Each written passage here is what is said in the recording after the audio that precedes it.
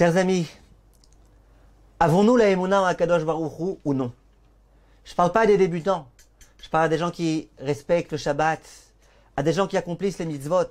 Je parle à des gens comme à moi et comme à vous. Avons-nous la Emouna en Akadosh Baruch Hu ou pas?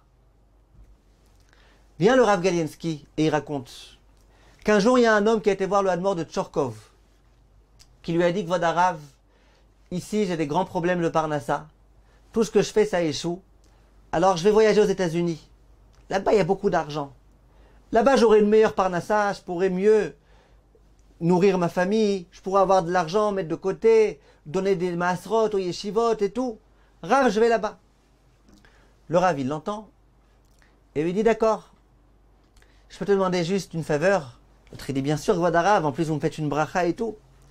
Il dit quand tu iras aux États-Unis, tu passeras le bonjour de ma part au Dieu des États-Unis, au Akadosh Baruch Hu des États-Unis. Alors l'autre immédiatement, Kvod Harav, quoi, vous voulez dire qu'il y a deux dieux? Il y a le Dieu d'Israël et le Dieu des États-Unis? C'est vrai, quoi, c'est possible? Et le Rav il lui dit, ben je sais pas. C'est ce que toi tu es en train de me dire. Tu es en train de me dire que Dieu ici en Israël il peut pas te donner la Parnassa, que tu as besoin nécessairement d'aller aux États-Unis pour que Dieu il puisse te donner la Parnassa. Mais espèce de mharbak, Dieu s'il voulait te donner la Parnassa il te la donnerait en Israël. Tu vois bien en Israël qu'il y a des gens qui ont de la Parnassa. Tu vois bien qu'il y a des gens qui réussissent dans leurs affaires. Tu vois bien qu'il y a des gens qui vivent. Pourquoi tu as besoin d'aller aux États-Unis pour que Dieu il puisse t'aider? Tu crois qu'il y a un Dieu des États-Unis et un Dieu d'Israël? Cet homme-là a compris. Il n'a pas été aux États-Unis, or qu'il avait déjà un bateau qui avait été réservé, il avait déjà un billet. Et l'histoire raconte que ce bateau-là, c'était le Titanic. Le Titanic, le jour où il a coulé. Et que grâce au fait qu'il ait écouté son Rav, il a, Baruch Hashem, évité de mourir.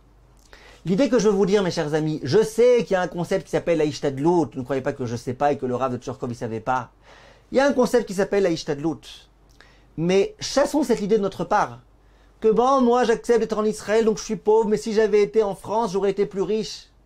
Ou alors bon, en Israël ça marche pas, alors je vais retourner en France. Ou alors je fais pas ma alia en Israël parce que je sais que là-bas la Parnassa elle est difficile. Je dis pas que c'est complètement faux tout ça. Je dis pas que quand on étudie bien la Sougia de la Ishtadlout, eh ben qu'il y a des gens qui n'ont pas suffisamment de Emouna et pour lesquels ils ont besoin d'être dans un endroit dans lequel El Piderech Hateva, eh ben ils peuvent avoir une meilleure Parnassa. Oui, je le dis. Mais ne nous embrouillons pas. Ne commençons pas à penser que l'homme des États-Unis a plus d'argent que l'homme d'Israël. Ou que si jamais j'avais été aux États-Unis, j'aurais été plus riche. La Parnassa elle a été fixée à Rosh Hashanah. De Rosh Hashanah, combien tu dois recevoir?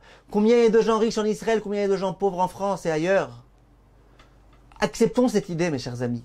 Comprenons, Hachem il est unique. C'est le même Dieu qui te donne la Parnassa ici, qui donne la Parnassa là-bas. Et lui, il décide combien tu recevras. Ça, c'est une idée qu'il faut vraiment intérioriser. Alors, si vraiment vous avez une question de Ishtadlout, de Parnassa, de Emouna, allez voir votre Rav. Un Rav qui est compétent dans toutes ces sougiotes-là, et qui vous connaît un petit peu, et qui pourra vous aiguiller.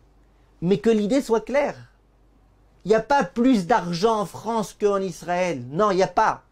Peut-être que ça paraît d'être un peu moins un miracle d'être riche en France qu'en Israël ou aux États-Unis, peut-être. Mais il n'y a pas plus d'argent ici que là-bas. L'argent il est entre les mains d'Hachem, il le donne à qui il veut, quand il veut, au moment où il veut. Alors, il y a la hausse des prix. Et alors, quel rapport? Hachem, il te donnera combien il te faudra. Kol tov, mes chers amis.